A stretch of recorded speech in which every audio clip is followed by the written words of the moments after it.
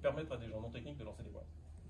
Donc ces gens non techniques qui sont devenus des utilisateurs, c'est devenu une communauté. Dans cette communauté, des entrepreneurs très engagés puisqu'ils comptent sur vous. Ils comptent sur nous. Il y a aussi, alors c'est quand même le cash, hein, il n'y a rien de gratuit dans ce monde, il y a une vraie courbe d'apprentissage. C'est-à-dire qu'on ne dit pas aux gens, en 5 minutes, vous allez pouvoir tout faire.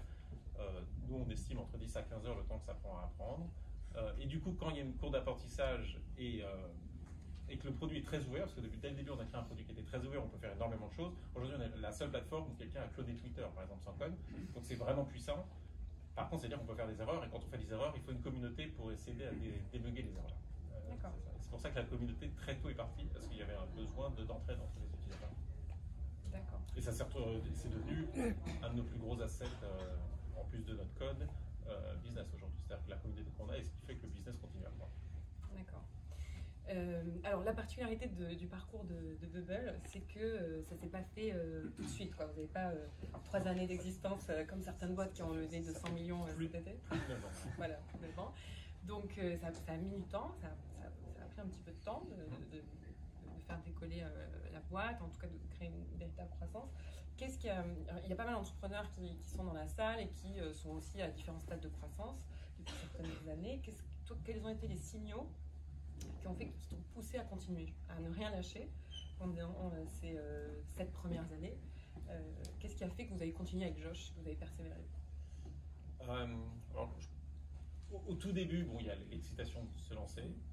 Moi, il y a eu l'excitation de réapprendre à coder, parce que j'avais arrêté de coder quand j'étais en école, donc à 21 ans. Donc 8 ans, pas de code, et puis je me remettais puis dans le code un peu dur, parce que ce qu'on sait était un peu compliqué.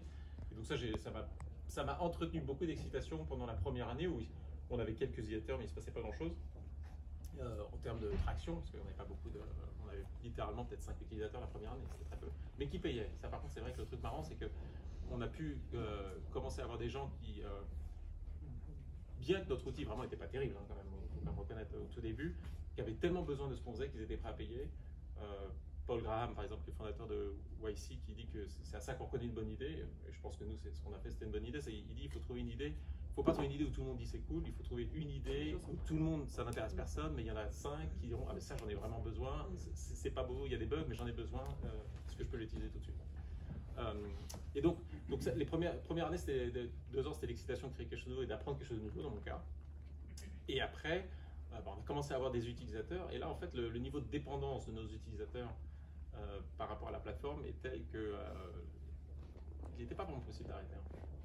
Mais à un point qui a été dur, hein. À un moment, on a eu des moments nerveusement difficiles parce que 2015, je pense que si on avait pu, on aurait arrêté.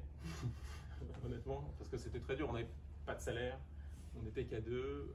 C'était combien C'était 3 ans. Ça faisait 3 ans à 2 sans salaire. J'avais littéralement, je sais pas, moins de 10 000 $ sur mon compte en banque. Enfin, j'étais vraiment à flux tendu.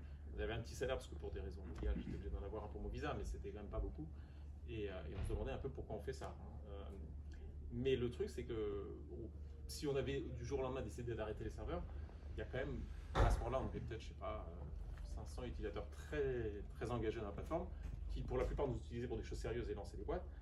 Concrètement, on tuait leur business. Ouais. Et de tuer, je sais pas, quand on a 31 ans ou un truc comme ça, de décider de prendre la responsabilité alors qu'on pouvait continuer. C'est pas genre on ne survivait pas, c'est juste que c'était dur. Parce que le coût d'opportunité était réel et on pouvait probablement faire autre chose. De prendre la responsabilité à cet âge-là, de dire bon désolé les mecs, demain tout s'arrête, c'était probablement impacter la vie de, je sais pas, peut-être 1500 personnes. Si on imagine qu'il y en a 3 par boîte, ce qui est plutôt conservateur, c'était une responsabilité qu'on n'était pas